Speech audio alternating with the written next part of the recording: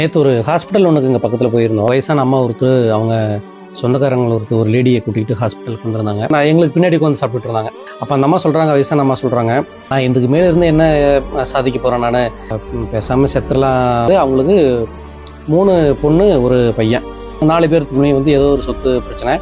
இவங்களோட இந்த அம்மாவோட கணவர் இறந்து ரொம்ப நாள் ஆயிடுச்சு. 4 பேருமே இவங்க அம்மாவை பார்க்குறது இல்லை. சொத்து பிரச்சனை எதுவாக இருக்கும், மாதா பிதா குரு தெய்வம். ஃபஸ்ட்டு நம்ம யார் சொல்கிறோம் அப்படின்னா மாதா பிதா. அதுலேயும் மாதா ஃபஸ்ட்டு. நம்மளை இந்த பூமிக்கு கொடுத்தது யார்? அம்மா தானே, இல்லையா?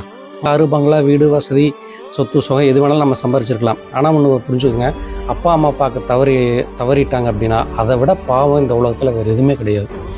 தாய் தந்தையை மட்டும் பார்க்காம விட்டீங்க அப்படின்னா பின்னாடி வர்ற தலைமுறை எல்லாத்துக்குமே நீங்கள் பாவத்தை சேர்த்து வச்சுட்டு போகிறீங்கன்னு தான் இருக்கும். அப்பா அம்மாவை மட்டும் கடைசி காலத்தில் கைவிட்றாதீங்க. கொடிய பாவச் செயல். சரிங்களா? புரிஞ்சுக்கோங்க.